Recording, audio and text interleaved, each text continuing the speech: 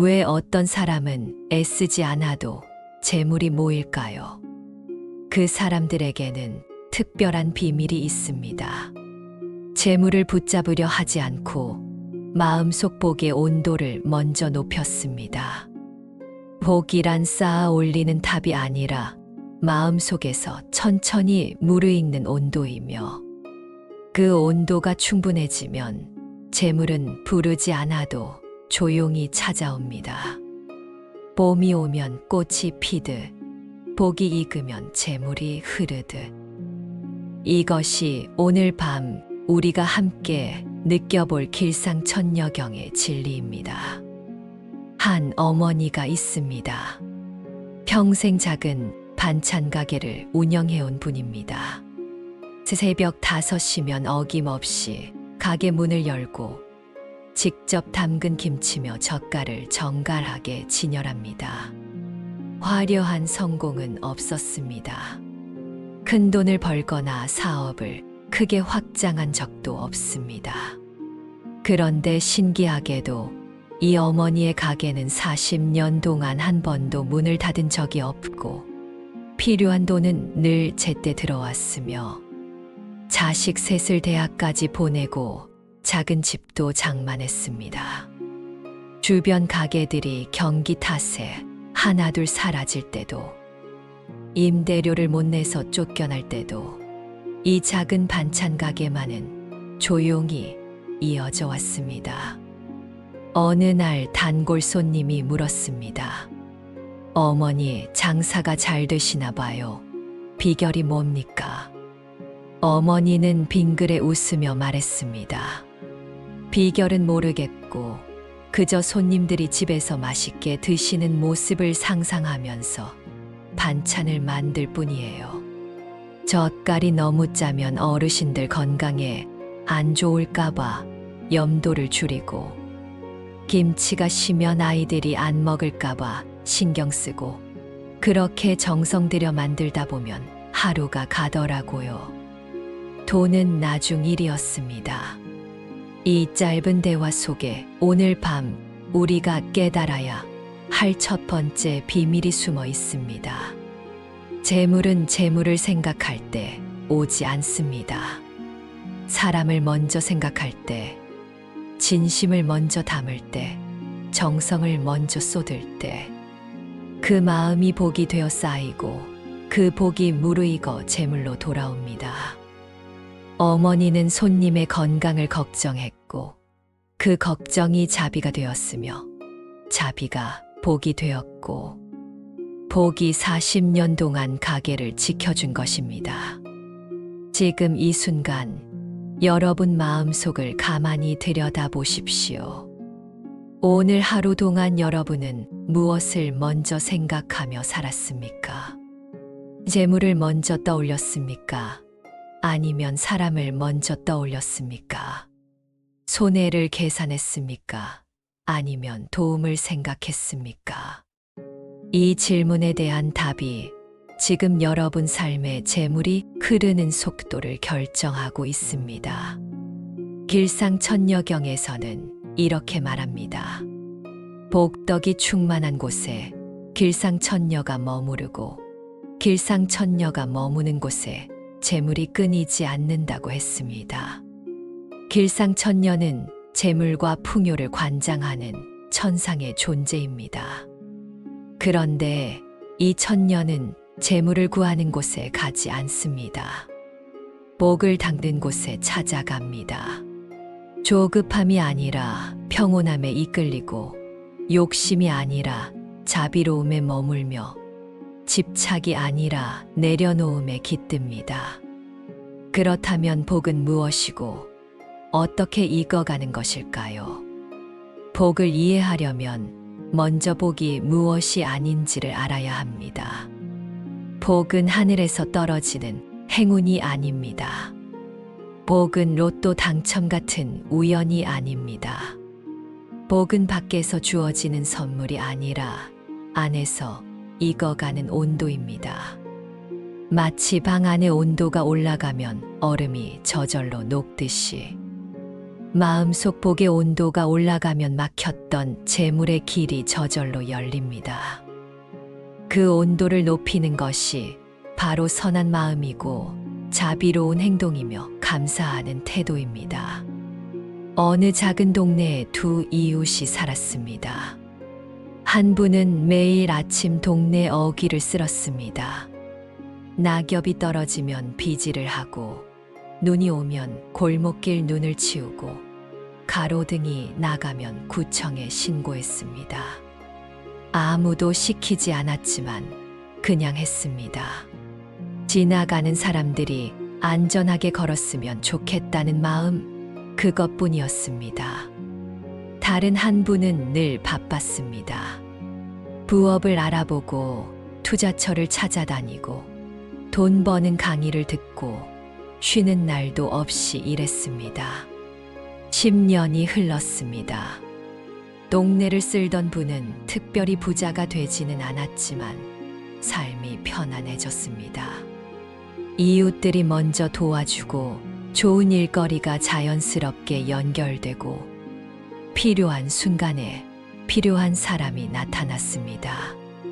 바쁘게 살던 분은 여전히 돈에 쫓기며 살았습니다.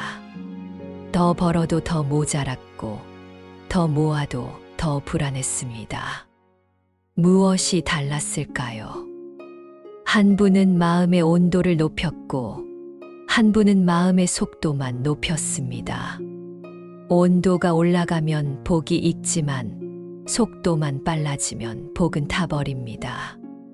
재물을 쫓아달리면 재물은 멀어지지만 복을 키우며 천천히 걸으면 재물이 따라옵니다. 부처님께서는 이것을 물의 흐름에 비유하셨습니다.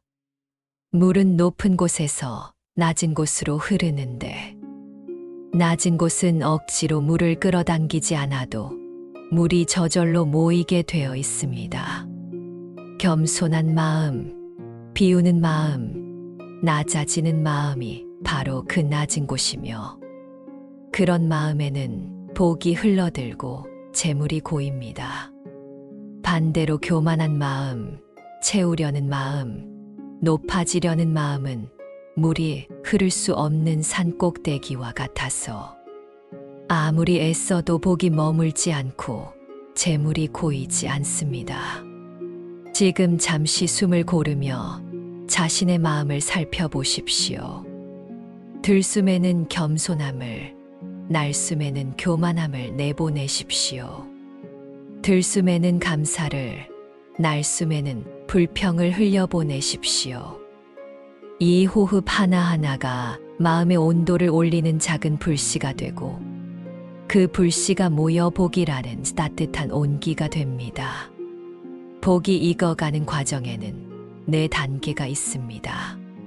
첫 번째 단계는 씨앗입니다. 선한 생각 하나, 따뜻한 말 한마디, 작은 미소 한 번이 복의 씨앗이 되어 마음밭에 떨어집니다. 지나가는 사람에게 길을 양보하는 것, 식당에서 직원에게 친절하게 인사하는 것, 엘리베이터에서 문을 잡아주는 것, 이 모든 순간에 보이지 않는 씨앗이 뿌려집니다. 두 번째 단계는 싹입니다. 씨앗이 뿌려지고 시간이 지나면 작은 싹이 트는데 이것은 습관으로 나타납니다. 한 번의 선행이 2번이 되고 2번이 10번이 되고 10번이 100번이 되면서 선한 마음이 일상의 습관으로 자리 잡습니다. 아침마다 감사 일기를 쓰거나 저녁마다 하루를 돌아보며 반성하거나 매주 작은 나눔을 실천하는 것이 바로 복의 싹이 자라는 모습입니다. 세 번째 단계는 성장입니다. 싹이 자라 줄기가 되고 잎이 나오듯 습관이 쌓이면 성품으로 변화합니다. 처음에는 의식적으로 노력해야 했던 선한 행동이 어느새 자연스러운 성품이 되어 생각하지 않아도 자비롭게 말하고 배려하며 행동하게 됩니다. 이 단계에 이르면 복은 이미 상당히 무르익은 상태이며 주변 사람들이 그 온기를 느끼기 시작합니다. 네 번째 단계가 바로 수확입니다. 복이 완전히 익으면 재물이라는 열매가 맺힙니다. 예상치 못한 도움이 찾아오거나 오래 막혔던 일이 풀리거나 새로운 기회가 자연스럽게 연결되는 형태로 나타납니다. 중요한 것은 이 재물이 애써 붙잡아서 온 것이 아니라 복이 익어서 저절로 찾아왔다는 점입니다. 어느 중년 남성의 이야기입니다. 사업에 실패하고 빚을 지게 되었을 때 그는 모든 것을 포기하고 싶었습니다. 재기할 방법도 보이지 않았고 빚을 갚을 길도 막막했습니다. 그런데 어느 날 공원을 지나다가 혼자 벤치에 앉아 우는 할머니를 보았습니다. 그냥 지나칠 수도 있었지만 발걸음이 멈춰졌습니다. 자신도 힘든데 남의 고민까지 들어줄 여유는 없었지만 그래도 그냥 지나칠 수가 없었습니다. 옆에 앉아 물었습니다. 할머니, 무슨 일이세요? 할머니는 말했습니다. 아들이 병원에 입원했는데 수술비가 없어서 걱정이라고. 노인네가 할 수 있는 일이 없어서 한숨만 나온다고 했습니다. 남성은 자기 사정을 털어놓았습니다. 할머니, 저도 지금 빚에 허덕이는 처지라 도와드릴 형편이 못 됩니다. 하지만 제가 아는 사회복지사분께 연락해서 긴급 의료비 지원을 알아봐 드릴 수는 있을 것 같습니다. 그렇게 말하고는 바로 지인에게 전화를 걸어 할머니를 도왔습니다. 복잡한 서류 작업도 대신해주고 병원까지 모셔다 드렸습니다. 자신은 아무것도 가진 게 없었지만 시간과 정성만큼은 나눌 수 있었습니다. 그로부터 석 달 후 뜻밖의 일이 일어났습니다. 그날 도왔던 할머니의 아들이 회복해서 퇴원했는데 알고 보니 그 아들이 작은 회사를 운영하는 사업가였습니다. 할머니로부터 은인 이야기를 들은 아들이 남성을 찾아왔고 함께 사업을 해보자고 제안했습니다. 새로운 사업은 잘 되었고 남성은 빚을 갚고 다시 일어설 수 있었습니다. 이것은 우연이 아닙니다. 가장 힘든 순간에도 남을 돕는 마음을 냈을 때 그 마음이 씨앗이 되었고 씨앗이 자라 열매를 맺은 것입니다. 재물은 애써 구해서 온 것이 아니라 복이 익어서 저절로 찾아온 것입니다. 옛 경전에서는 이렇게 가르칩니다. 한 끼 음식을 나눈 공덕이 천냥의 재물보다 크고 한마디 위로가 만냥의 금보다 귀하다고 했습니다. 왜 그럴까요? 음식을 나누는 순간 자비가 생기고 위로하는 순간 연민이 자라며 자비와 연민이야말로 복의 뿌리이기 때문입니다. 뿌리가 깊으면 나무가 흔들리지 않듯 복의 뿌리가 깊으면 재물의 나무도 비바람에 쓰러지지 않습니다. 지금 이 순간 마음을 더욱 고요히 가라앉히며 깊은 진실 하나를 느껴보십시오. 복은 밖에 있지 않고 안에 있으며 재물은 멀리 있지 않고 가까이 있습니다. 여러분의 선한 마음 하나하나가 복의 온도를 올리고 그 온도가 올라갈 때마다 길상천년은 한 걸음씩 여러분께 다가오고 있습니다. 보이지 않는다고 없는 것이 아니며 느껴지지 않는다고 작동하지 않는 것이 아닙니다. 어느 가난한 과부의 이야기가 전해옵니다. 남편을 일찍 여의고 홀로 두 아이를 키우며 살았는데 가진 것이라고 낡은 집 한 채와 작은 텃밭뿐이었습니다. 그런데 이상하게도 이 과부의 집에는 늘 웃음소리가 끊이지 않았고 끼니를 거르는 법이 없었으며 아이들은 건강하게 자랐습니다. 이웃들이 신기해서 물었습니다. 형편이 어려울 텐데 어떻게 그리 밝게 사십니까? 과부는 대답했습니다. 저는 매일 아침 일어나면 감사할 것 10가지를 떠올립니다. 오늘도 눈을 뜰 수 있어 감사하고, 아이들이 건강해서 감사하고, 햇살이 따뜻해서 감사하고, 이웃이 인사해줘서 감사하고, 그렇게 감사하다 보면 하루가 기쁨으로 가득 찹니다. 그러면 신기하게도 필요한 것이 제때 생기더라고요. 이웃이 반찬을 나눠주기도 하고, 텃밭 농사가 잘 되기도 하고, 아이들이 장학금을 받기도 하고, 그렇게 모자람 없이 살아왔습니다. 이 과부의 비밀은 무엇이었을까요? 부족한 것을 세지 않고 가진 것을 세었으며, 없는 것에 슬퍼하지 않고 있는 것에 기뻐했고, 불평하는 대신 감사했습니다. 감사하는 마음은 복을 끌어당기는 가장 강력한 자석이며, 불평하는 마음은 복을 밀어내는 가장 강한 장벽입니다. 지금 여러분의 마음 속에는 무엇이 더 많습니까? 감사입니까? 불평입니까? 만족입니까? 불만입니까? 있는 것을 세고 계십니까? 없는 것을 세고 계십니까? 이 질문에 대한 답이 지금 여러분 삶에 흐르는 복의 양을 결정하고 있습니다. 천천히 숨을 쉬면서 몸이 침대 속으로 녹아드는 느낌을 받아보십시오. 어깨가 무거웠다면 그 무게가 아래로 흘러내리고, 머리가 복잡했다면 그 생각들이 연기처럼 흩어집니다. 복이 익는 속도는 사람마다 다릅니다. 어떤 사람은 빨리 익고 어떤 사람은 천천히 익습니다. 하지만 중요한 것은 속도가 아니라 방향이며, 빠르게 익는 것보다 제대로 익는 것이 더 중요합니다. 덜 익은 복으로는 아무것도 얻을 수 없지만, 충분히 익은 복은 평생의 재물을 가져다 줍니다. 그러니 조급해하지 마십시오. 비교하지 마십시오. 남이 빨리 성공하는 것을 보고 초조해하지 마십시오. 각자의 복은 각자의 속도로 익어가고, 제때 되면 반드시 열매를 맺습니다.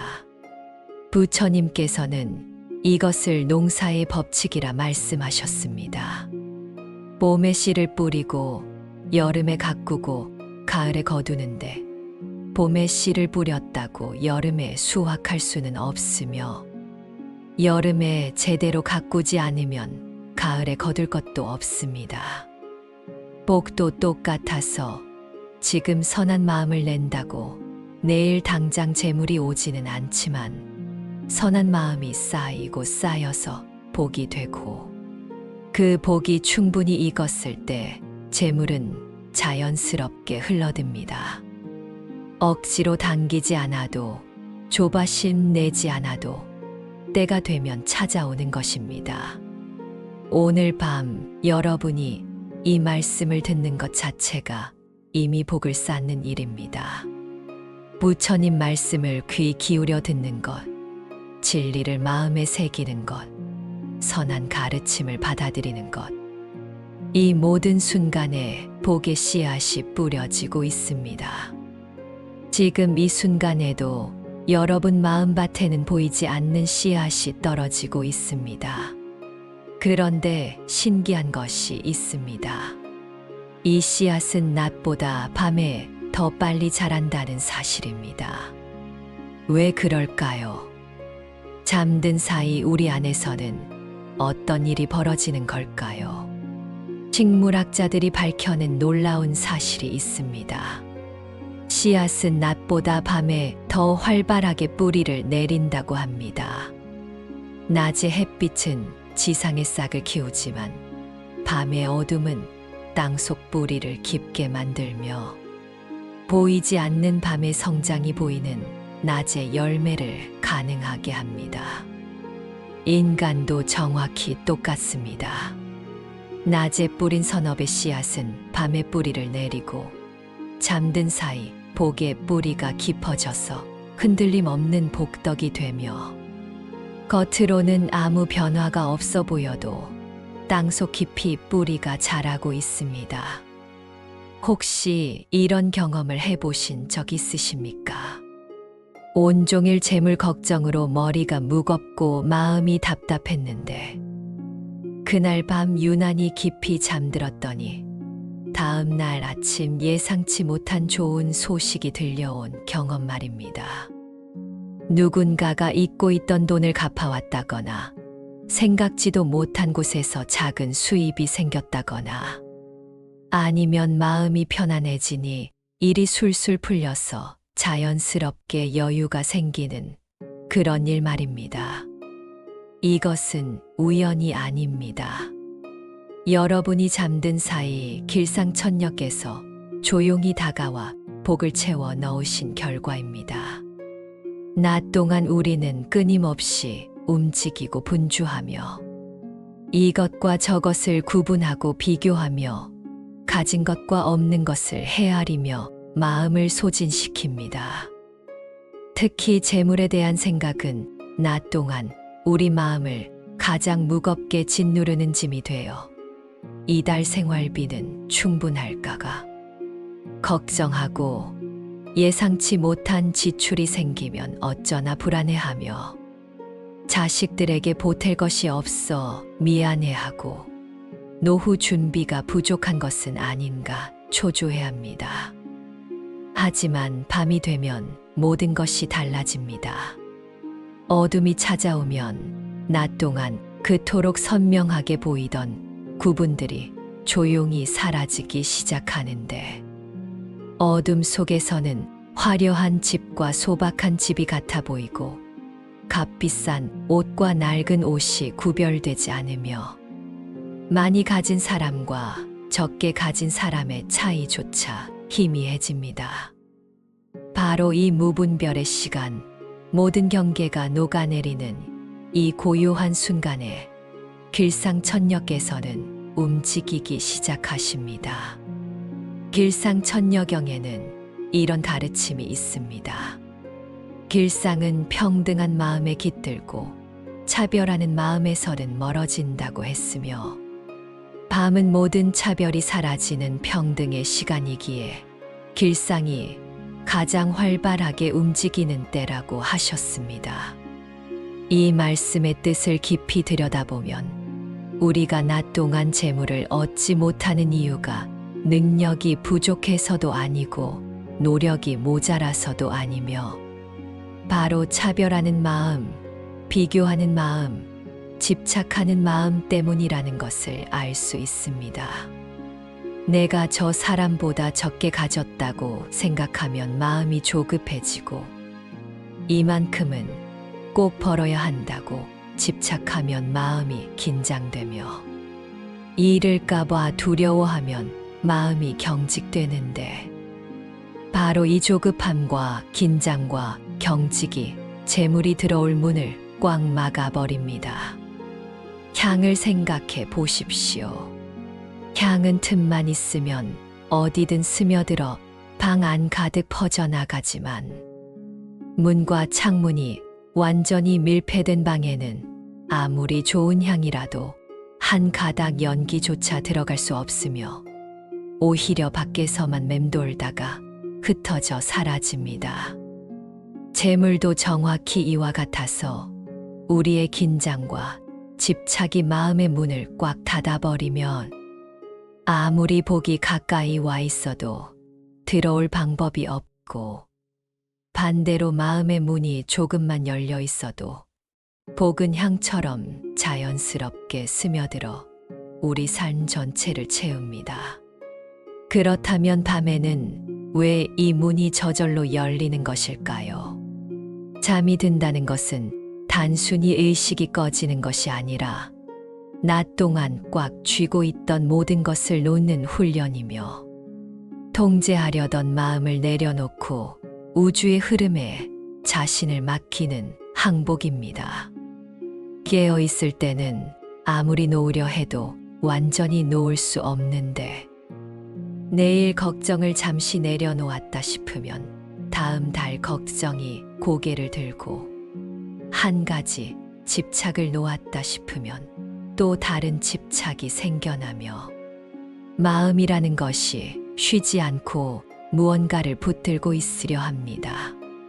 하지만 잠이 들면 이 모든 노력이 멈추고 붙들려던 손이 저절로 펴지며 조이던 마음이 자연스럽게 풀리는데 바로 이 완전한 이완의 순간에 막혔던 흐름이 다시 움직이기 시작합니다. 약사경에서 약사열의 부처님께서는 이렇게 가르치셨습니다. 집착을 놓으면 손에 약이 쥐어진다고 붙들고 있는 한 아무것도 받을 수 없지만 놓는 순간 필요한 모든 것이 저절로 채워진다고 하셨습니다. 이 말씀을 재물에 적용해 보면 재물을 꼭 붙들고 있어야 한다는 생각을 놓을 때 비로소 진짜 재물이 들어올 수 있고 꼭 벌어야 한다는 압박을 내려놓을 때 오히려 일이 술술 풀려서 자연스럽게 수입이 생기며 잃을까봐 두려워하는 마음을 놓을 때 도리어 복이 단단하게 뿌리내려 흔들리지 않게 됩니다. 한 할아버지가 계셨습니다. 30년 동안 골목 어귀에서 작은 세탁소를 운영하셨는데 요즘은 대형 세탁소들이 생기면서 손님이 뚝 끊겼습니다. 기계도 낡았고 빚은 늘어만 가고 나이가 들수록 일도 버거웠습니다. 밤마다 잠을 이루지 못하셨습니다. 어느 날 밤은 특히 심해서 이번 달 가게 월세를 낼 수 있을까? 다음 달 카드 값은 어떻게 감당하나? 이런 걱정들이 파도처럼 밀려와 새벽 3시까지 뒤척이다가 결국 포기하고 그냥 마음을 놓아버렸습니다. 어차피 걱정해도 지금 당장 해결될 일이 아니니 그냥 내일 일은 내일 생각하고 오늘 밤만큼은 편히 자자고 마음먹으신 것인데 신기하게도 그렇게 결심하고 눈을 감으니 스르르 잠이 들었고 아침에 일어나 보니 마음이 한결 가벼워져 있었습니다. 그날따라 가게에 손님이 유난히 많이 왔습니다. 오랫동안 외상값을 안 갚던 단골 손님이 갑자기 찾아와 밀린 돈을 한꺼번에 갚았고 옆 건물 관리인이 세탁 계약을 맺자고 제안했으며 그 돈으로 월세를 낼 수 있었을 뿐 아니라 조금 여유까지 생겼습니다. 처음에는 우연이라고 생각했지만 이런 일이 여러 번 반복되면서 그 할아버지는 깨달으셨습니다. 걱정으로 잠 못 이룬 다음 날은 일이 더 꼬이고 마음 놓고 푹 잔 다음 날은 길이 열린다는 사실을 말입니다. 이것이 바로 놓음이 얼마나 강력한 힘을 가졌는지 보여주는 생생한 증거입니다. 놓음에는 3가지 단계가 있다고 부처님께서 말씀하셨습니다. 첫 번째는 손의 놓음입니다. 시장에 가서 물건을 살 때를 떠올려 보십시오. 한 손에 이미 무거운 보따리를 들고 있으면 다른 물건을 집을 수가 없어서 필요한 것이 눈앞에 있어도 그냥 지나쳐야 하고 아무리 좋은 기회가 와도 잡을 수가 없습니다. 재물도 마찬가지여서 지금 가진 것을 꽉 움켜쥐고 절대 놓지 않으려 하면 새로운 것이 들어올 자리가 없고 조금이라도 나눌까봐 두려워하면 더 큰 복이 올 수 없으며 베풀물 인색하게 하면 받음도 인색해집니다. 옛 가르침에는 이런 말씀이 있습니다. 움켜쥔 주먹에는 아무것도 담을 수 없지만 펼친 손바닥에는 온 세상이 담긴다고 하셨으며, 재물을 쌓는 가장 빠른 길은 재물을 나누는 것이라고 하셨습니다. 실제로 잠들기 전 이 손의 놓음을 연습해 보십시오. 편안히 누워서 두 손을 주먹 쥐듯 꽉 움켜쥐어 보고 그 안에 오늘 하루 걱정했던 모든 재물 문제가 들어있다고 상상한 다음 천천히 손을 펴면서 그 걱정들을 모두 내려놓는 것입니다. 손을 펼 때 이렇게 마음속으로 말해 보십시오. 나는 지금 모든 집착을 내려놓습니다. 꽉 쥐고 있던 것을 놓으니 새로운 것을 받을 준비가 되었습니다. 길상천녀여, 내 빈손을 채워 주소서. 두 번째는 마음의 놓음입니다. 손을 놓는 것보다 더 깊은 단계로 재물에 대한 온갖 생각과 계획과 걱정을 내려놓는 것인데, 이것이 진짜 어려운 놓음이며 동시에 가장 큰 힘을 발휘하는 놓음입니다. 한 할머니가 계셨는데 손주가 대학에 합격했지만 등록금이 부족해서 밤낮으로 어떻게 마련할까 궁리하며 잠도 제대로 못 주무시고 식사도 거르시며 걱정만 하셨습니다. 이 돈을 어디서 빌릴까? 저 사람에게 부탁해 볼까? 아니면 이것을 팔까? 온갖 생각이 머릿속을 꽉 채워서 다른 일은 아무것도 손에 잡히지 않았고, 그렇게 보름을 보내도 해결책은 보이지 않았습니다.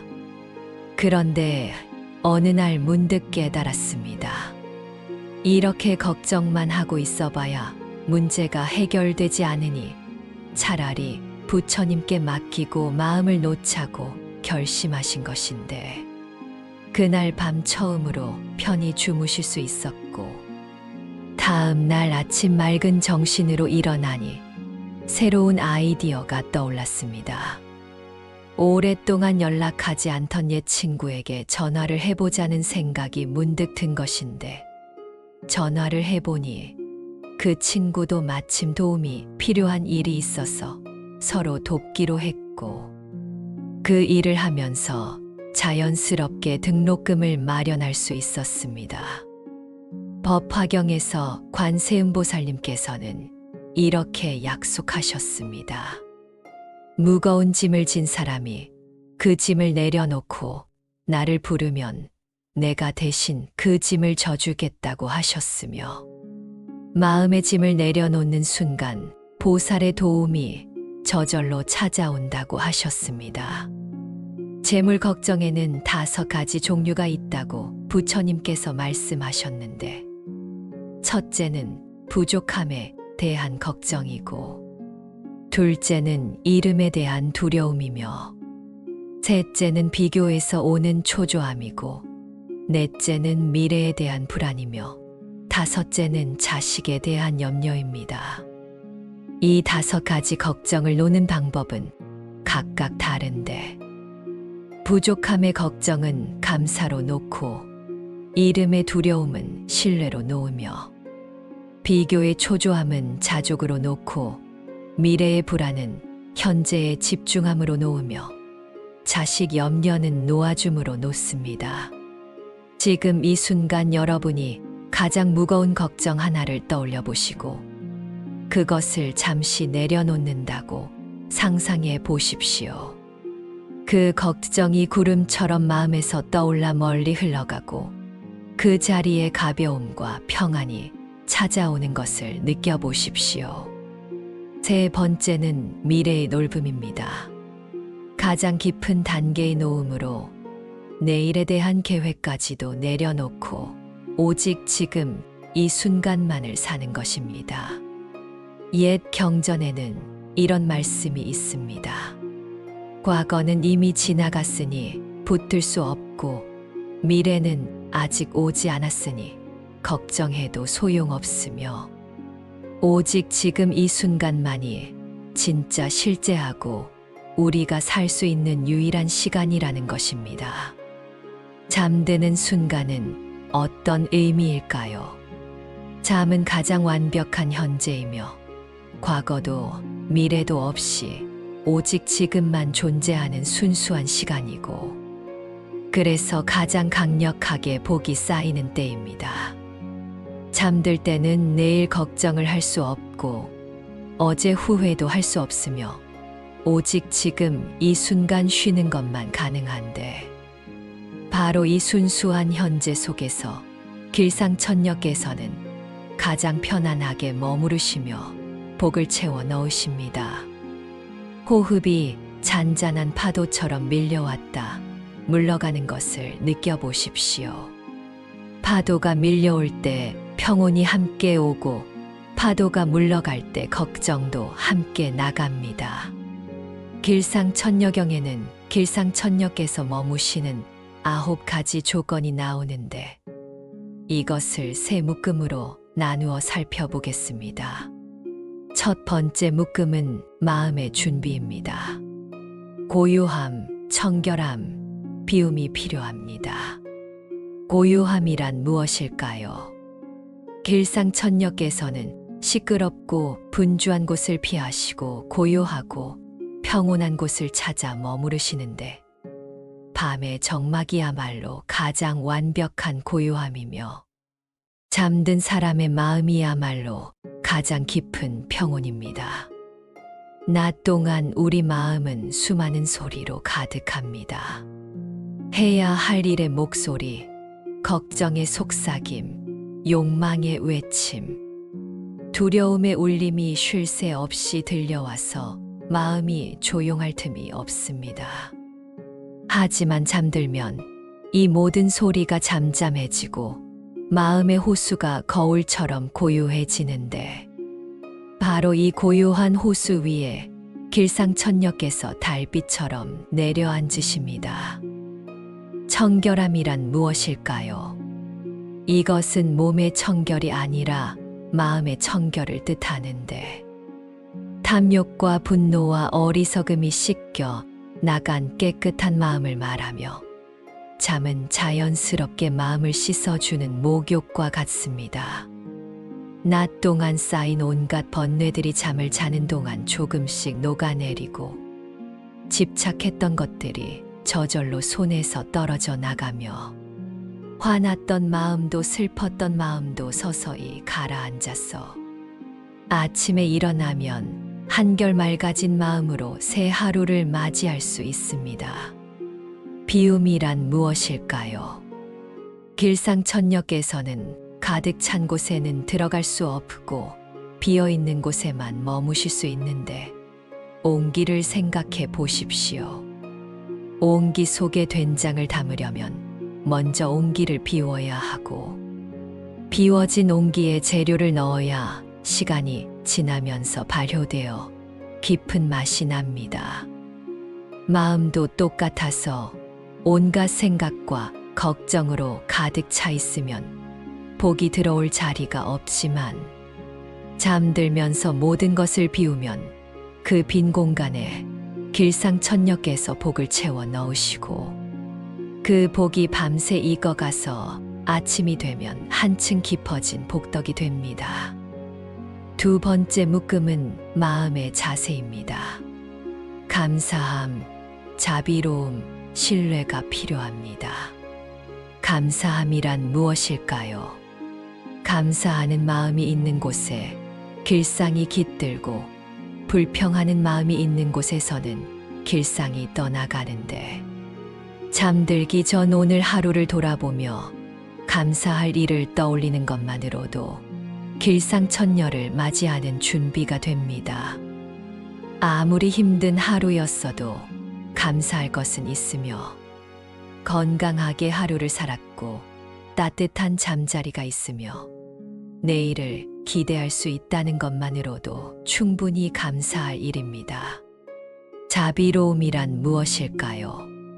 자신만 생각하는 마음에는 길상이 머물지 않고 다른 일을 염려하는 마음에 길상이 깃드는데 잠들기 전 가족의 평안을 기원하고 이웃의 안녕을 빌며 모든 중생의 행복을 바라는 마음을 내면 그 자비심이 길상천녀를 부르는 향이 됩니다.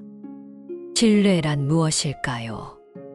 길상천녀와 부처님을 깊이 믿는 마음이 있어야 복이 오는데 의심하면 복도 주저하고 확신하면 복도 확실하게 오며 잠들면서 내일은 분명 좋아질 것이라고 믿고 복은 반드시 온다고 확신하는 것이 중요합니다. 세 번째 묶음은 마음의 실천입니다. 인내, 나눔, 기다림이 필요합니다. 인내란 무엇일까요? 복은 하루아침에 오지 않고 조용히 쌓여서 때가 되면 드러나는데 숯을 생각해 보십시오. 나무가 숯이 되려면 완전히 타서 하얗게 변해야 하듯이 우리의 집착도 완전히 타버려야 그 재 위에 복이 피어납니다. 조급하게 결과를 바라지 말고 매일 밤 꾸준히 평안하게 잠들면서 복을 쌓아가면 석 달, 6개월 후 1년 후에는 분명한 변화를 경험하게 될 것입니다. 나눔이란 무엇일까요? 가진 것을 나누는 마음이 있어야 더 많이 받을 수 있는데 베풀미 인색하면 받음도 인색하고 베풀미 후하면 받음도 후하며 재물만이 아니라 미소와 친절한 말도 귀한 나눔이 됩니다.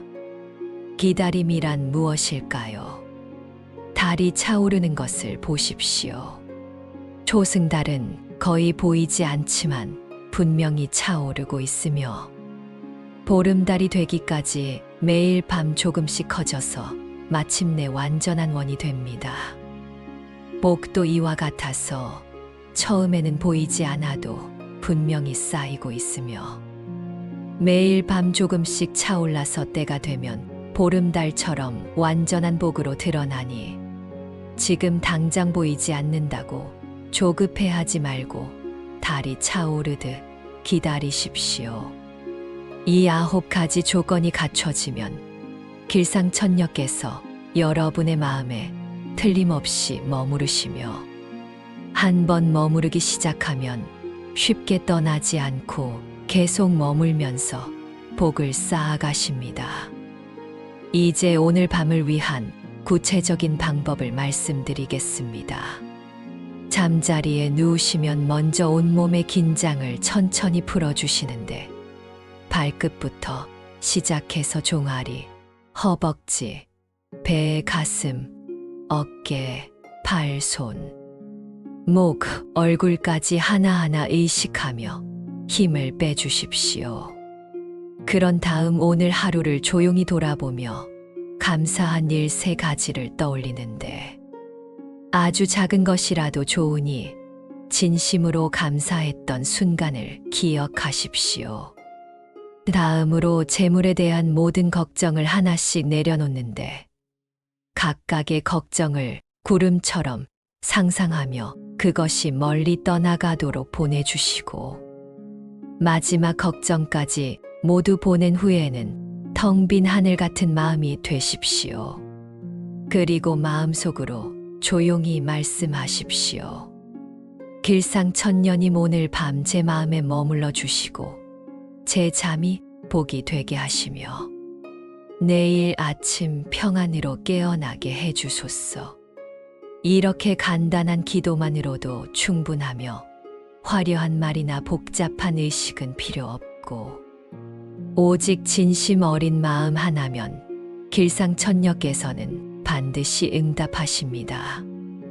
기도를 마친 후에는 아무 생각도 하지 말고 그저 호흡에 집중하면서 숨이 들고 날 때마다 더욱 깊은 평안 속으로 들어간다고 느끼십시오.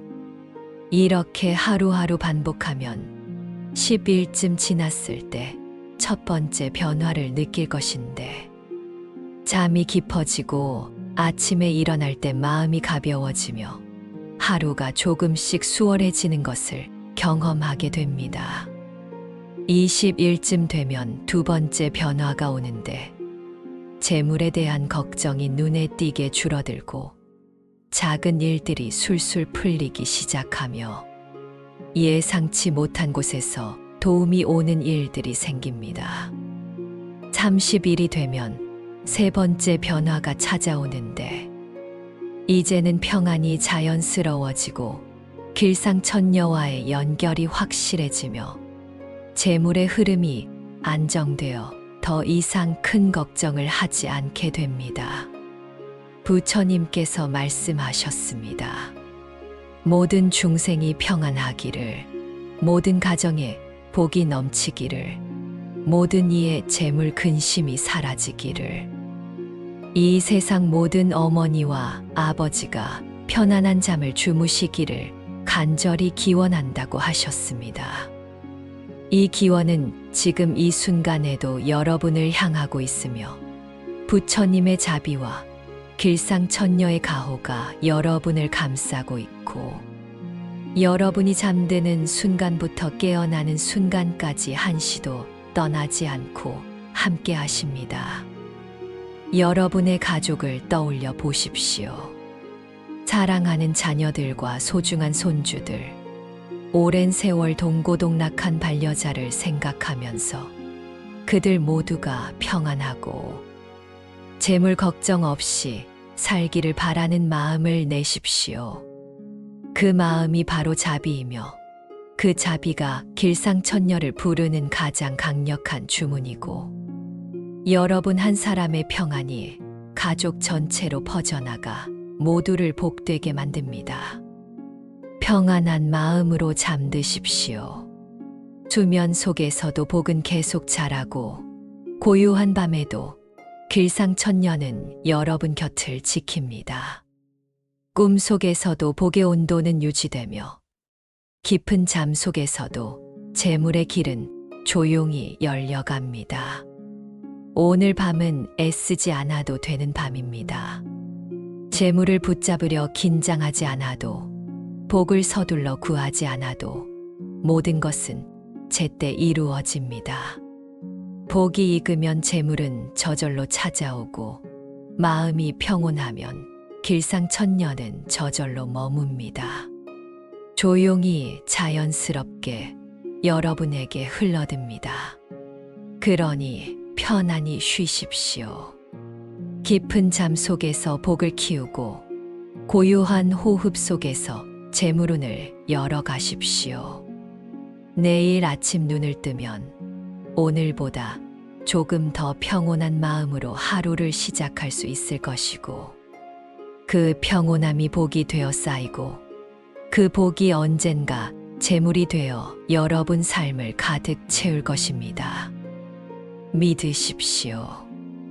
부처님의 말씀을 믿고, 복의 힘을 믿고, 무엇보다 여러분 자신 안에 이미 심어진 선한 씨앗을 믿으십시오. 여러분은 이미 충분히 잘하고 계시며, 지금까지 살아오면서 쌓은 선한 마음들과 베푼 작은 자비들이 모두 복이 되어 여러분을 지키고 있습니다. 그러니 두려워하지 마시고, 조급해하지 마시고, 비교하지 마시고, 그저 평온하게 오늘을 마무리하십시오. 여러분이 잠든 사이 길상천녀께서는 조용히 다가와 복을 채워 넣으실 것이고, 그 복이 밤새 익어서 내일 아침에는 한층 풍성해진 복덕이 될 것이며, 그 평온함이 복이 되고, 그 복이 언젠가 재물이 되어 여러분 삶을 채울 것입니다. 평안한 밤 되시고 길상천녀의 축복이 여러분과 함께 하시길 바랍니다. 부처님의 가르침과 길상천녀의 가호가 여러분과 영원히 함께 하시기를 간절히 기원하며, 여러분의 잠이 복이 되고 꿈이 길상으로 가득하며 내일 아침이 평안으로 시작되기를 진심으로 바랍니다. 오늘 이 말씀이 여러분 마음에 위로가 되었다면 댓글에 길상천녀라고 남겨주시면 그 한 글자 한 글자가 또 다른 복이 되어 여러분께 돌아갈 것입니다. 나무관 세음보살. 왜 어떤 사람은 애쓰지 않아도 재물이 모일까요? 그 사람들에게는 특별한 비밀이 있습니다. 재물을 붙잡으려 하지 않고 마음속 복의 온도를 먼저 높였습니다. 복이란 쌓아 올리는 탑이 아니라 마음속에서 천천히 무르익는 온도이며, 그 온도가 충분해지면 재물은 부르지 않아도 조용히 찾아옵니다. 봄이 오면 꽃이 피듯, 복이 익으면 재물이 흐르듯, 이것이 오늘 밤 우리가 함께 느껴볼 길상천녀경의 진리입니다. 한 어머니가 있습니다. 평생 작은 반찬 가게를 운영해온 분입니다.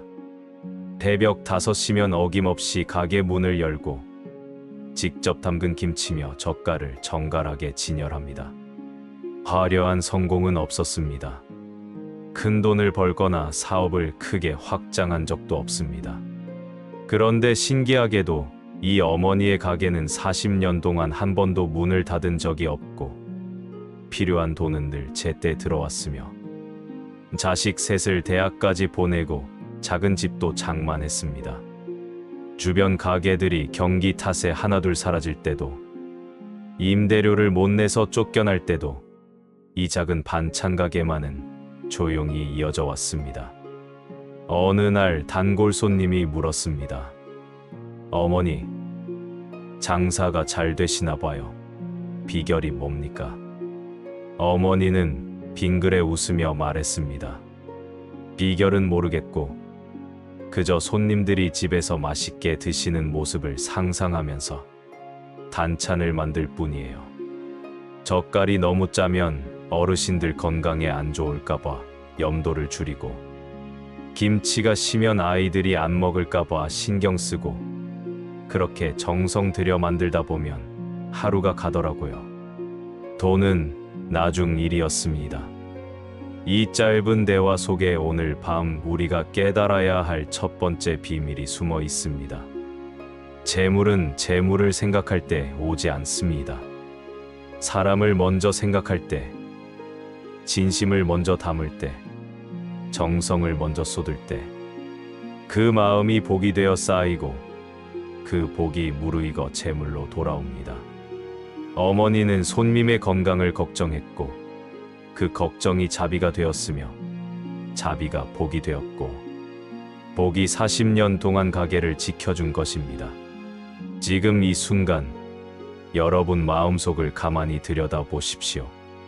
오늘 하루 동안 여러분은 무엇을 먼저 생각하며 살았습니까? 재물을 먼저 떠올렸습니까?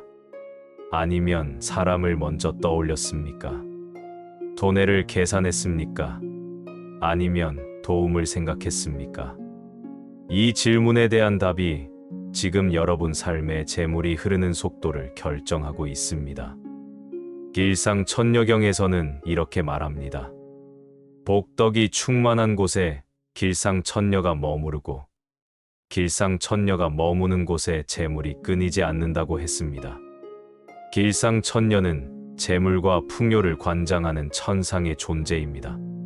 그런데 이 천녀는 재물을 구하는 곳에 가지 않습니다. 복을 닦는 곳에 찾아갑니다. 조급함이 아니라 평온함에 이끌리고, 욕심이 아니라 자비로움에 머물며, 집착이 아니라 내려놓음에 깃듭니다. 그렇다면 복은 무엇이고 어떻게 익어가는 것일까요? 복을 이해하려면 먼저 복이 무엇이 아닌지를 알아야 합니다. 복은 하늘에서 떨어지는 행운이 아닙니다. 복은 로또 당첨 같은 우연이 아닙니다. 복은 밖에서 주어지는 선물이 아니라 안에서 익어가는 온도입니다. 마치 방 안의 온도가 올라가면 얼음이 저절로 녹듯이, 마음속 복의 온도가 올라가면 막혔던 재물의 길이 저절로 열립니다. 그 온도를 높이는 것이 바로 선한 마음이고 자비로운 행동이며 감사하는 태도입니다. 어느 작은 동네에 두 이웃이 살았습니다. 한 분은 매일 아침 동네 어귀를 쓸었습니다. 낙엽이 떨어지면 비질을 하고 눈이 오면 골목길 눈을 치우고 가로등이 나가면 구청에 신고했습니다. 아무도 시키지 않았지만 그냥 했습니다. 지나가는 사람들이 안전하게 걸었으면 좋겠다는 마음, 그것뿐이었습니다. 다른 한 분은 늘 바빴습니다. 부업을 알아보고 투자처를 찾아다니고 돈 버는 강의를 듣고 쉬는 날도 없이 일했습니다. 10년이 흘렀습니다. 동네를 쓸던 분은 특별히 부자가 되지는 않았지만 삶이 편안해졌습니다. 이웃들이 먼저 도와주고 좋은 일거리가 자연스럽게 연결되고 필요한 순간에 필요한 사람이 나타났습니다. 바쁘게 살던 분은 여전히 돈에 쫓기며 살았습니다. 더 벌어도 더 모자랐고 더 모아도 더 불안했습니다. 무엇이 달랐을까요? 한 분은 마음의 온도를 높였고 한 분은 마음의 속도만 높였습니다. 온도가 올라가면 복이 익지만 속도만 빨라지면 복은 타버립니다.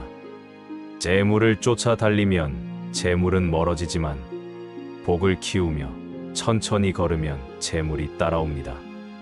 부처님께서는 이것을 물의 흐름에 비유하셨습니다.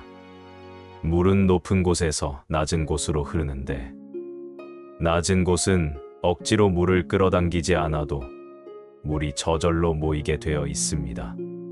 겸손한 마음, 비우는 마음, 낮아지는 마음이 바로 그 낮은 곳이며 그런 마음에는 복이 흘러들고 재물이 고입니다. 반대로 교만한 마음, 채우려는 마음, 높아지려는 마음은 물이 흐를 수 없는 산꼭대기와 같아서 아무리 애써도 복이 머물지 않고 재물이 고이지 않습니다. 지금 잠시 숨을 고르며 자신의 마음을 살펴보십시오. 들숨에는 겸손함을, 날숨에는 교만함을 내보내십시오. 들숨에는 감사를, 날숨에는 불평을 흘려보내십시오. 이 호흡 하나하나가 마음의 온도를 올리는 작은 불씨가 되고 그 불씨가 모여 복이라는 따뜻한 온기가 됩니다. 복이 익어가는 과정에는 네 단계가 있습니다. 첫 번째 단계는 씨앗입니다. 선한 생각 하나, 따뜻한 말 한마디, 작은 미소 한 번이 복의 씨앗이 되어 마음밭에 떨어집니다. 지나가는 사람에게 길을 양보하는 것, 식당에서 직원에게 친절하게 인사하는 것, 엘리베이터에서 문을 잡아주는 것. 이 모든 순간에 보이지 않는 씨앗이 뿌려집니다. 두 번째 단계는 싹입니다. 씨앗이 뿌려지고 시간이 지나면 작은 싹이 트는데 이것은 습관으로 나타납니다. 한 번의 선행이 두 번이 되고 두 번이 10번이 되고 10번이 100번이 되면서 선한 마음이 일상의 습관으로 자리 잡습니다. 아침마다 감사일기를 쓰거나 저녁마다 하루를 돌아보며 반성하거나 매주 작은 나눔을 실천하는 것이 바로 복의 싹이 자라는 모습입니다. 세 번째 단계는 성장입니다. 싹이 자라 줄기가 되고 잎이 나오듯 습관이 쌓이면 성품으로 변화합니다. 처음에는 의식적으로 노력해야 했던 선한 행동이 어느새 자연스러운 성품이 되어 생각하지 않아도 자비롭게 말하고 배려하며 행동하게 됩니다. 이 단계에 이르면 복은 이미 상당히 무르익은 상태이며 주변 사람들이 그 온기를 느끼기 시작합니다. 네 번째 단계가 바로 수확입니다. 복이 완전히 익으면 재물이라는 열매가 맺힙니다. 예상치 못한 도움이 찾아오거나 오래 막혔던 일이 풀리거나 새로운 기회가 자연스럽게 연결되는 형태로 나타납니다. 중요한 것은 이 재물이 애써 붙잡아서 온 것이 아니라 곡이 익어서 저절로 찾아왔다는 점입니다. 어느 중년 남성의 이야기입니다. 사업에 실패하고 빚을 지게 되었을 때 그는 모든 것을 포기하고 싶었습니다. 재기할 방법도 보이지 않았고 빚을 갚을 길도 막막했습니다. 그런데 어느 날 공원을 지나다가 혼자 벤치에 앉아 우는 할머니를 보았습니다. 그냥 지나칠 수도 있었지만 발걸음이 멈춰졌습니다. 자신도 힘든데 남의 고민까지 들어줄 여유는 없었지만 그래도 그냥 지나칠 수가 없었습니다. 옆에 앉아 물었습니다. 할머니, 무슨 일이세요? 할머니는 말했습니다. 아들이 병원에 입원했는데 수술비가 없어서 걱정이라고. 노인네가 할 수 있는 일이 없어서 한숨만 나온다고 했습니다. 남성은 자기 사정을 털어놓았습니다. 할머니, 저도 지금 빚에 허덕이는 처지라 도와드릴 형편이 못 됩니다. 하지만 제가 아는 사회복지사분께 연락해서 긴급 의료비 지원을 알아봐 드릴 수는 있을 것 같습니다. 그렇게 말하고는 바로 지인에게 전화를 걸어 할머니를 도왔습니다. 복잡한 서류 작업도 대신해주고 병원까지 모셔다 드렸습니다. 자신은 아무것도 가진 게 없었지만 시간과 정성만큼은 나눌 수 있었습니다. 그로부터 석 달 후 뜻밖의 일이 일어났습니다. 그날 도왔던 할머니의 아들이 회복해서 퇴원했는데 알고 보니 그 아들이 작은 회사를 운영하는 사업가였습니다. 할머니로부터 은인 이야기를 들은 아들이 남성을 찾아왔고 함께 사업을 해보자고 제안했습니다. 새로운 사업은 잘 되었고 남성은 빚을 갚고 다시 일어설 수 있었습니다. 이것은 우연이 아닙니다. 가장 힘든 순간에도 남을 돕는 마음을 냈을 때 그 마음이 씨앗이 되었고 씨앗이 자라 열매를 맺은 것입니다. 재물은 애써 구해서 온 것이 아니라 복이 익어서 저절로 찾아온 것입니다. 옛 경전에서는 이렇게 가르칩니다.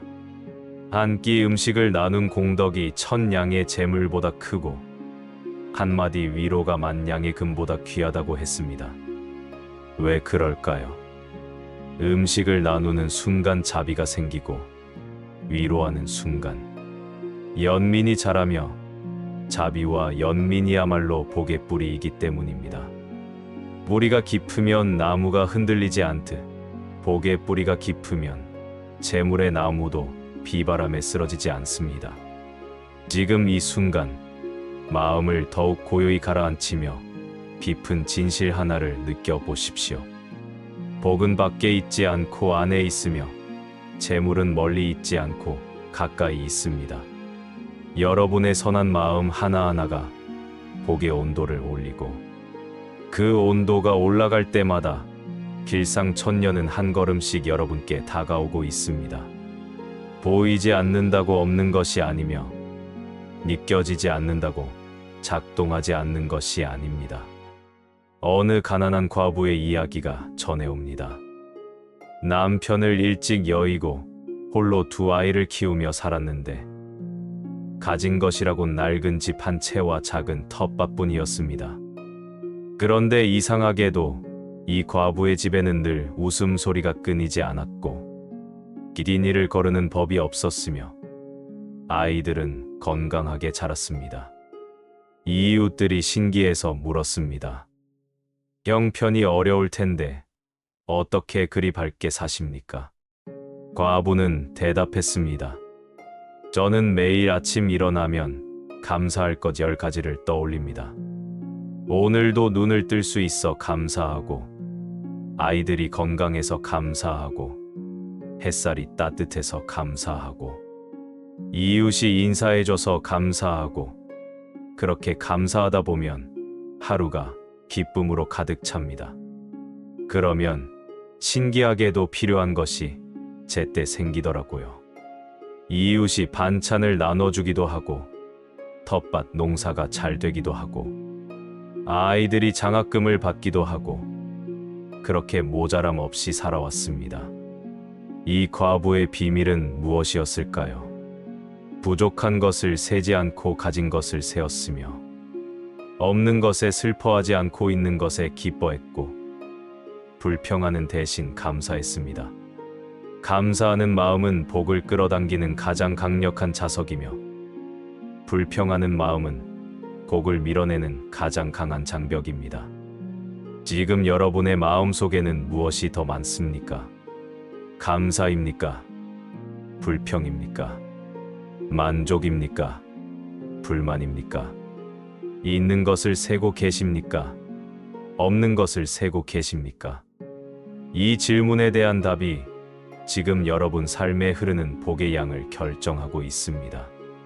천천히 숨을 쉬면서 몸이 침대 속으로 녹아드는 느낌을 받아보십시오. 어깨가 무거웠다면 그 무게가 아래로 흘러내리고 머리가 복잡했다면 그 생각들이 연기처럼 흩어집니다. 복이 익는 속도는 사람마다 다릅니다.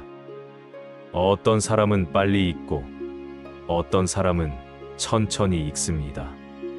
하지만 중요한 것은 속도가 아니라 방향이며 빠르게 익는 것보다 제대로 익는 것이 더 중요합니다. 덜 익은 복으로는 아무것도 얻을 수 없지만 충분히 익은 복은 평생의 재물을 가져다 줍니다. 그러니 조급해하지 마십시오. 비교하지 마십시오. 남이 빨리 성공하는 것을 보고 초조해하지 마십시오. 각자의 복은 각자의 속도로 익어가고 제때 되면 반드시 열매를 맺습니다. 부처님께서는 이것을 농사의 법칙이라 말씀하셨습니다. 봄에 씨를 뿌리고 여름에 가꾸고 가을에 거두는데 봄에 씨를 뿌렸다고 여름에 수확할 수는 없으며 여름에 제대로 가꾸지 않으면 가을에 거둘 것도 없습니다. 복도 똑같아서 지금 선한 마음을 낸다고 내일 당장 재물이 오지는 않지만 선한 마음이 쌓이고 쌓여서 복이 되고 그 복이 충분히 익었을 때 재물은 자연스럽게 흘러듭니다. 억지로 당기지 않아도 조바심 내지 않아도 때가 되면 찾아오는 것입니다.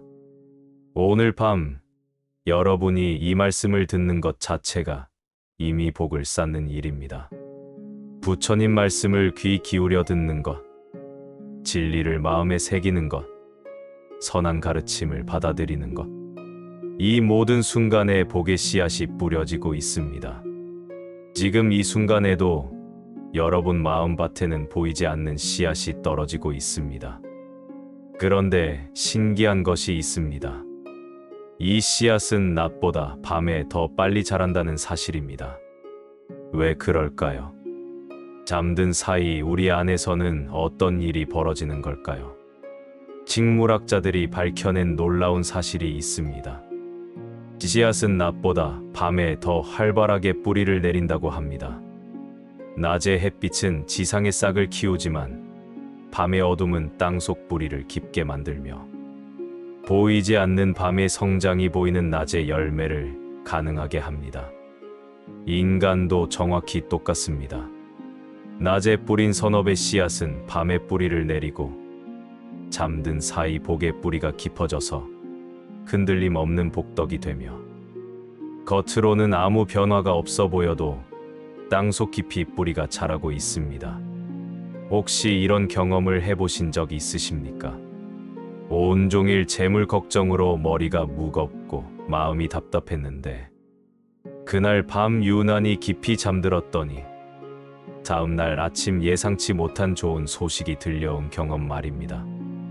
누군가가 잊고 있던 돈을 갚아왔다거나 생각지도 못한 곳에서 작은 수입이 생겼다거나 아니면 마음이 편안해지니 일이 술술 풀려서 자연스럽게 여유가 생기는 그런 일 말입니다. 이것은 우연이 아닙니다. 여러분이 잠든 사이 길상천녀께서 조용히 다가와 복을 채워 넣으신 결과입니다. 낮 동안 우리는 끊임없이 움직이고 분주하며 이것과 저것을 구분하고 비교하며 가진 것과 없는 것을 헤아리며 마음을 소진시킵니다. 특히 재물에 대한 생각은 낮 동안 우리 마음을 가장 무겁게 짓누르는 짐이 되어 이달 생활비는 충분할까 걱정하고 예상치 못한 지출이 생기면 어쩌나 불안해하며 자식들에게 보탤 것이 없어 미안해하고 노후 준비가 부족한 것은 아닌가 초조해합니다. 하지만 밤이 되면 모든 것이 달라집니다. 어둠이 찾아오면 낮 동안 그토록 선명하게 보이던 구분들이 조용히 사라지기 시작하는데 어둠 속에서는 화려한 집과 소박한 집이 같아 보이고 값비싼 옷과 낡은 옷이 구별되지 않으며 많이 가진 사람과 적게 가진 사람의 차이조차 희미해집니다. 바로 이 무분별의 시간, 모든 경계가 녹아내리는 이 고요한 순간에 길상천녀께서는 움직이기 시작하십니다. 길상천녀경에는 이런 가르침이 있습니다. 길상은 평등한 마음에 깃들고 차별하는 마음에서는 멀어진다고 했으며 밤은 모든 차별이 사라지는 평등의 시간이기에 길상이 가장 활발하게 움직이는 때라고 하셨습니다. 이 말씀의 뜻을 깊이 들여다보면 우리가 낮 동안 재물을 얻지 못하는 이유가 능력이 부족해서도 아니고 노력이 모자라서도 아니며 바로 차별하는 마음, 비교하는 마음, 집착하는 마음 때문이라는 것을 알 수 있습니다. 내가 저 사람보다 적게 가졌다고 생각하면 마음이 조급해지고 이만큼은 꼭 벌어야 한다고 집착하면 마음이 긴장되며 잃을까봐 두려워하면 마음이 경직되는데 바로 이 조급함과 긴장과 경직이 재물이 들어올 문을 꽉 막아버립니다. 갱을 생각해 보십시오. 갱은 틈만 있으면 어디든 스며들어 방 안가득 퍼져나가지만 문과 창문이 완전히 밀폐된 방에는 아무리 좋은 향이라도 한 가닥 연기조차 들어갈 수 없으며 오히려 밖에서만 맴돌다가 흩어져 사라집니다. 재물도 정확히 이와 같아서 우리의 긴장과 집착이 마음의 문을 꽉 닫아버리면 아무리 복이 가까이 와 있어도 들어올 방법이 없고 반대로 마음의 문이 조금만 열려 있어도 고운 향처럼 자연스럽게 스며들어 우리 삶 전체를 채웁니다. 그렇다면 밤에는 왜 이 문이 저절로 열리는 것일까요? 잠이 든다는 것은 단순히 의식이 꺼지는 것이 아니라 낮 동안 꽉 쥐고 있던 모든 것을 놓는 훈련이며 통제하려던 마음을 내려놓고 우주의 흐름에 자신을 맡기는 항복입니다. 깨어 있을 때는 아무리 놓으려 해도 완전히 놓을 수 없는데 내일 걱정을 잠시 내려놓았다 싶으면 다음 달 걱정이 고개를 들고 한 가지 집착을 놓았다 싶으면 또 다른 집착이 생겨나며 마음이라는 것이 쉬지 않고 무언가를 붙들고 있으려 합니다. 하지만 잠이 들면 이 모든 노력이 멈추고 붙들려던 손이 저절로 펴지며 조이던 마음이 자연스럽게 풀리는데 바로 이 완전한 이완의 순간에 막혔던 흐름이 다시 움직이기 시작합니다. 약사경에서 약사열의 부처님께서는 이렇게 가르치셨습니다. 집착을 놓으면 손에 약이 쥐어진다고 붙들고 있는 한 아무것도 받을 수 없지만 놓는 순간 필요한 모든 것이 저절로 채워진다고 하셨습니다. 이 말씀을 재물에 적용해 보면 재물을 꼭 붙들고 있어야 한다는 생각을 놓을 때 비로소 진짜 재물이 들어올 수 있고 꼭 벌어야 한다는 압박을 내려놓을 때 오히려 일이 술술 풀려서 자연스럽게 수입이 생기며 잃을까봐 두려워하는 마음을 놓을 때 도리어 복이 단단하게 뿌리내려 흔들리지 않게 됩니다. 한 할아버지가 계셨습니다. 30년 동안 골목 어귀에서 작은 세탁소를 운영하셨는데 요즘은 대형 세탁소들이 생기면서 손님이 뚝 끊겼습니다. 기계도 낡았고 빚은 늘어만 가고 나이가 들수록 일도 버거웠습니다. 밤마다 잠을 이루지 못하셨습니다. 어느 날 밤은 특히 심해서 이번 달 가게 월세를 낼 수 있을까?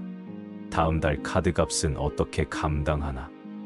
이런 걱정들이 파도처럼 밀려와 새벽 3시까지 뒤척이다가 결국 포기하고 그냥 마음을 놓아버렸습니다. 어차피 걱정해도 지금 당장 해결될 일이 아니니 그냥 내일 일은 내일 생각하고 오늘 밤만큼은 편히 자자고 마음먹으신 것인데 신기하게도 그렇게 결심하고 눈을 감으니 스르르 잠이 들었고 아침에 일어나 보니 마음이 한결 가벼워져 있었습니다. 그날따라 가게에 손님이 유난히 많이 왔습니다. 오랫동안 외상값을 안 갚던 단골 손님이 갑자기 찾아와 밀린 돈을 한꺼번에 갚았고 옆 건물 관리인이 세탁 계약을 맺자고 제안했으며 그 돈으로 월세를 낼 수 있었을 뿐 아니라 조금 여유까지 생겼습니다.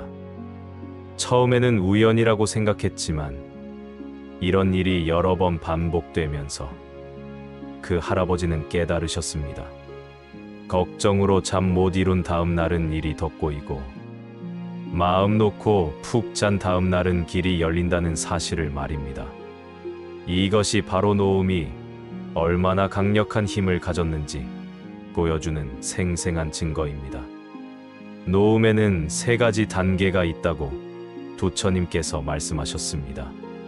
첫 번째는 손의 노움입니다. 시장에 가서 물건을 살 때를 떠올려 보십시오. 한 손에 이미 무거운 보따리를 들고 있으면 다른 물건을 집을 수가 없어서 필요한 것이 눈앞에 있어도 그냥 지나쳐야 하고 아무리 좋은 기회가 와도 잡을 수가 없습니다.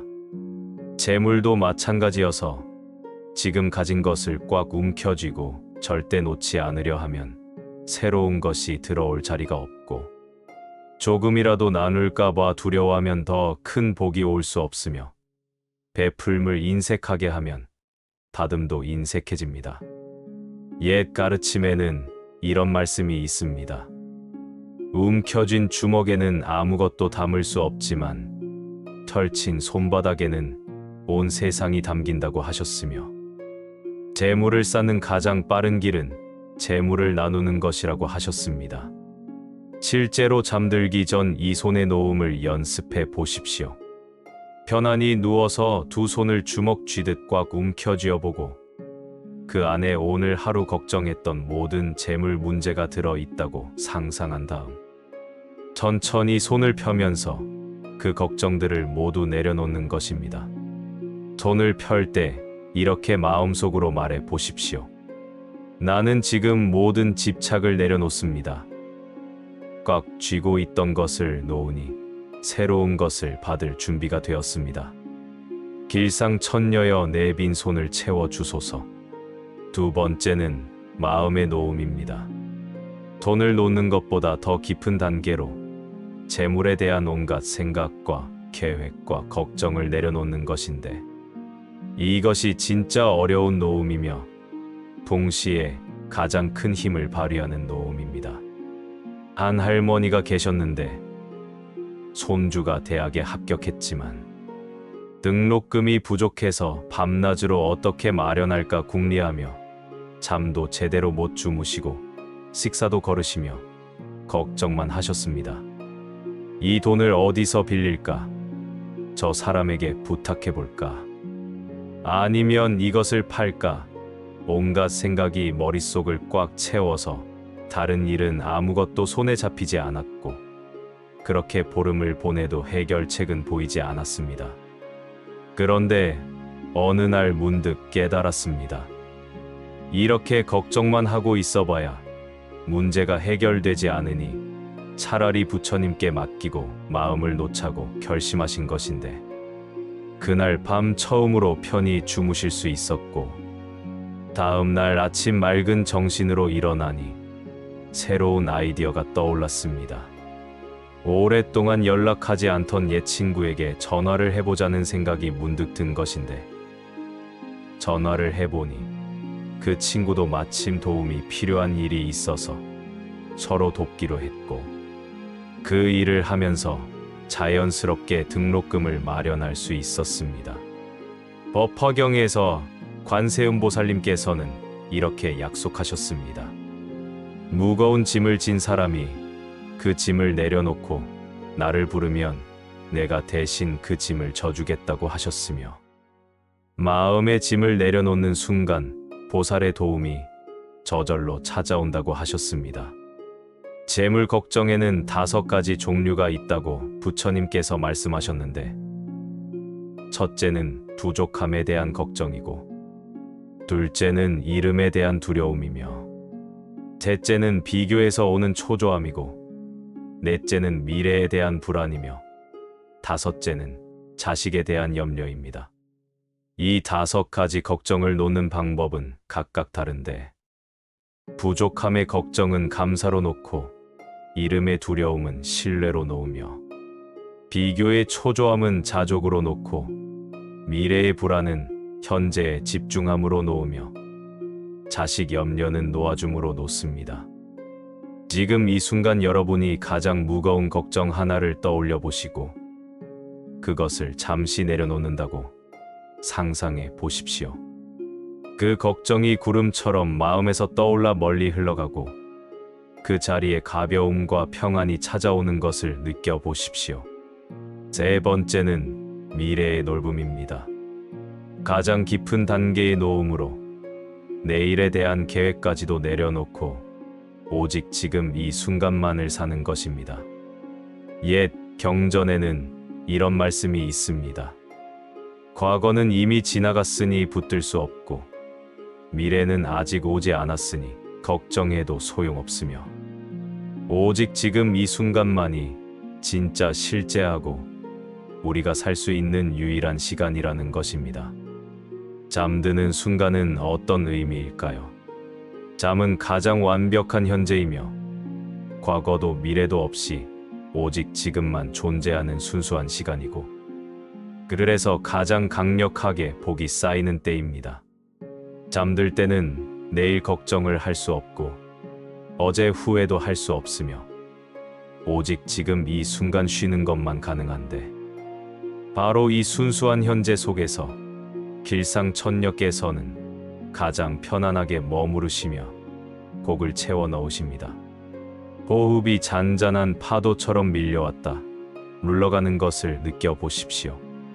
파도가 밀려올 때 평온이 함께 오고, 파도가 물러갈 때 걱정도 함께 나갑니다. 길상천녀경에는 길상천녀께서 머무시는 9가지 조건이 나오는데, 이것을 세 묶음으로 나누어 살펴보겠습니다. 첫 번째 묶음은 마음의 준비입니다. 고요함, 청결함, 비움이 필요합니다. 고요함이란 무엇일까요? 길상천녀께서는 시끄럽고 분주한 곳을 피하시고 고요하고 평온한 곳을 찾아 머무르시는데, 밤의 정막이야말로 가장 완벽한 고요함이며, 잠든 사람의 마음이야말로 가장 깊은 평온입니다. 낮 동안 우리 마음은 수많은 소리로 가득합니다. 해야 할 일의 목소리, 걱정의 속삭임, 욕망의 외침, 두려움의 울림이 쉴 새 없이 들려와서 마음이 조용할 틈이 없습니다. 하지만 잠들면 이 모든 소리가 잠잠해지고 마음의 호수가 거울처럼 고요해지는데, 바로 이 고요한 호수 위에 길상천녀께서 달빛처럼 내려앉으십니다. 청결함이란 무엇일까요? 이것은 몸의 청결이 아니라 마음의 청결을 뜻하는데, 탐욕과 분노와 어리석음이 씻겨 나간 깨끗한 마음을 말하며, 잠은 자연스럽게 마음을 씻어주는 목욕과 같습니다. 낮 동안 쌓인 온갖 번뇌들이 잠을 자는 동안 조금씩 녹아내리고 집착했던 것들이 저절로 손에서 떨어져 나가며 화났던 마음도 슬펐던 마음도 서서히 가라앉아서 아침에 일어나면 한결 맑아진 마음으로 새 하루를 맞이할 수 있습니다. 비움이란 무엇일까요? 길상천녀께서는 가득 찬 곳에는 들어갈 수 없고 비어있는 곳에만 머무실 수 있는데 옹기를 생각해 보십시오. 옹기 속에 된장을 담으려면 먼저 옹기를 비워야 하고 비워진 옹기에 재료를 넣어야 시간이 지나면서 발효되어 깊은 맛이 납니다. 마음도 똑같아서 온갖 생각과 걱정으로 가득 차 있으면 복이 들어올 자리가 없지만 잠들면서 모든 것을 비우면 그 빈 공간에 길상천녀께서 복을 채워 넣으시고 그 복이 밤새 익어가서 아침이 되면 한층 깊어진 복덕이 됩니다. 두 번째 묶음은 마음의 자세입니다. 감사함, 자비로움, 신뢰가 필요합니다. 감사함이란 무엇일까요? 감사하는 마음이 있는 곳에 길상이 깃들고 불평하는 마음이 있는 곳에서는 길상이 떠나가는데 잠들기 전 오늘 하루를 돌아보며 감사할 일을 떠올리는 것만으로도 길상천녀를 맞이하는 준비가 됩니다. 아무리 힘든 하루였어도 감사할 것은 있으며 건강하게 하루를 살았고 따뜻한 잠자리가 있으며 내일을 기대할 수 있다는 것만으로도 충분히 감사할 일입니다. 자비로움이란 무엇일까요? 자신만 생각하는 마음에는 길상이 머물지 않고 다른 일을 염려하는 마음에 길상이 깃드는데 잠들기 전 가족의 평안을 기원하고 이웃의 안녕을 빌며 모든 중생의 행복을 바라는 마음을 내면 그 자비심이 길상천녀를 부르는 향이 됩니다. 신뢰란 무엇일까요? 길상천녀와 부처님을 깊이 믿는 마음이 있어야 복이 오는데 의심하면 복도 주저하고 확신하면 복도 확실하게 오며 잠들면서 내일은 분명 좋아질 것이라고 믿고 복은 반드시 온다고 확신하는 것이 중요합니다. 세 번째 묶음은 마음의 실천입니다. 인내, 나눔, 기다림이 필요합니다. 인내란 무엇일까요? 복은 하루아침에 오지 않고 조용히 쌓여서 때가 되면 드러나는데 숯을 생각해 보십시오. 나무가 숯이 되려면 완전히 타서 하얗게 변해야 하듯이 우리의 집착도 완전히 타버려야 그 재 위에 복이 피어납니다. 조급하게 결과를 바라지 말고 매일 밤 꾸준히 평안하게 잠들면서 복을 쌓아가면 석 달 후, 6개월 후, 1년 후에는 분명한 변화를 경험하게 될 것입니다.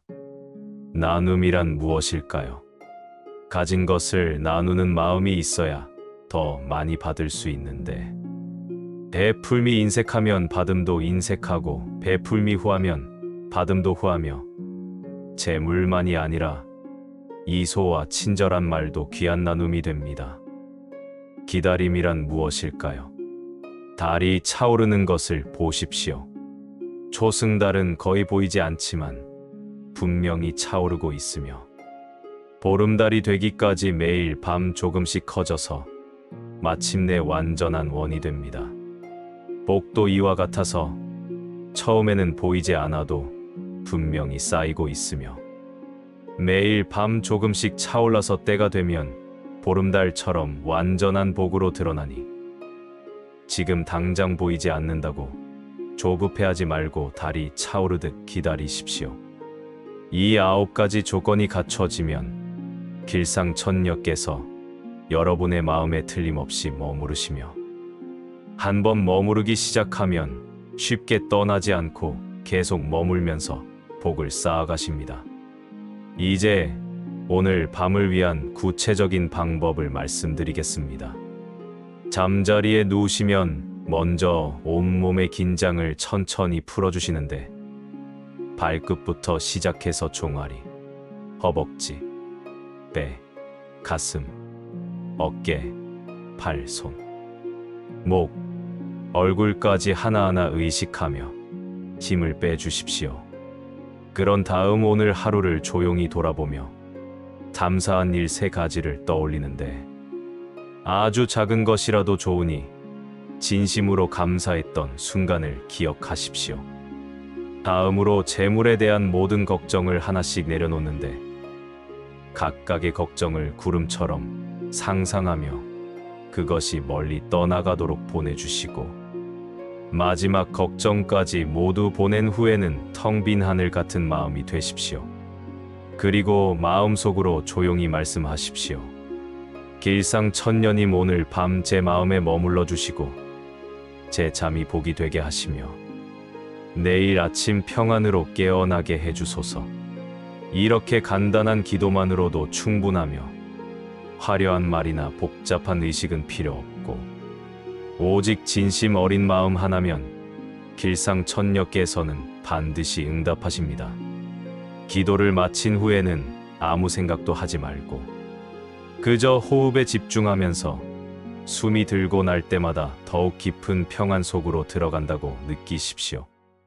이렇게 하루하루 반복하면 10일쯤 지났을 때 첫 번째 변화를 느낄 것인데 잠이 깊어지고 아침에 일어날 때 마음이 가벼워지며 하루가 조금씩 수월해지는 것을 경험하게 됩니다. 20일쯤 되면 두 번째 변화가 오는데 재물에 대한 걱정이 눈에 띄게 줄어들고 작은 일들이 술술 풀리기 시작하며 예상치 못한 곳에서 도움이 오는 일들이 생깁니다. 30일이 되면 세 번째 변화가 찾아오는데 이제는 평안이 자연스러워지고 길상천녀와의 연결이 확실해지며 재물의 흐름이 안정되어 더 이상 큰 걱정을 하지 않게 됩니다. 부처님께서 말씀하셨습니다. 모든 중생이 평안하기를, 모든 가정에 복이 넘치기를, 모든 이의 재물 근심이 사라지기를, 이 세상 모든 어머니와 아버지가 편안한 잠을 주무시기를 간절히 기원한다고 하셨습니다. 이 기원은 지금 이 순간에도 여러분을 향하고 있으며 부처님의 자비와 길상천녀의 가호가 여러분을 감싸고 있고 여러분이 잠드는 순간부터 깨어나는 순간까지 한시도 떠나지 않고 함께 하십니다. 여러분의 가족을 떠올려 보십시오. 사랑하는 자녀들과 소중한 손주들, 오랜 세월 동고동락한 반려자를 생각하면서 그들 모두가 평안하고 재물 걱정 없이 살기를 바라는 마음을 내십시오. 그 마음이 바로 자비이며 그 자비가 길상천녀를 부르는 가장 강력한 주문이고 여러분 한 사람의 평안이 가족 전체로 퍼져나가 모두를 복되게 만듭니다. 평안한 마음으로 잠드십시오. 수면 속에서도 복은 계속 자라고 고요한 밤에도 길상천녀는 여러분 곁을 지킵니다. 꿈 속에서도 복의 온도는 유지되며 깊은 잠 속에서도 재물의 길은 조용히 열려갑니다. 오늘 밤은 애쓰지 않아도 되는 밤입니다. 재물을 붙잡으려 긴장하지 않아도 복을 서둘러 구하지 않아도 모든 것은 제때 이루어집니다. 복이 익으면 재물은 저절로 찾아오고 마음이 평온하면 길상천녀는 저절로 머뭅니다. 조용히 자연스럽게 여러분에게 흘러듭니다. 그러니 편안히 쉬십시오.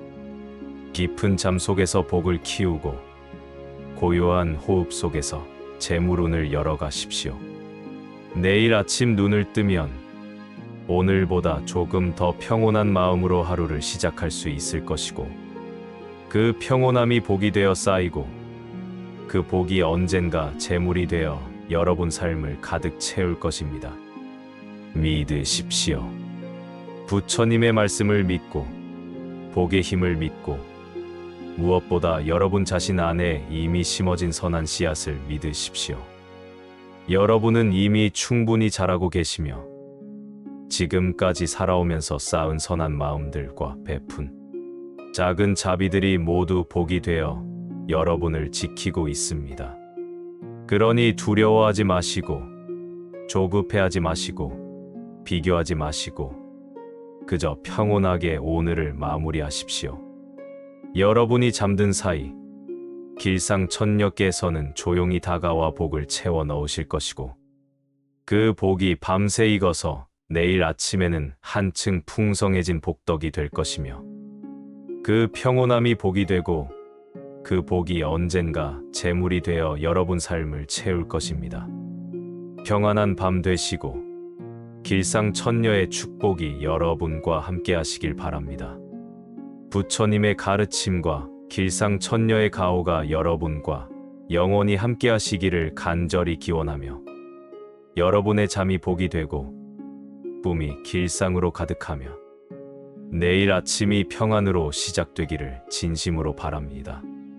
오늘 이 말씀이 여러분 마음의 위로가 되었다면 댓글에 길상천녀라고 남겨주시면 그 한 글자 한 글자가 또 다른 복이 되어 여러분께 돌아갈 것입니다. 나무관 세음보살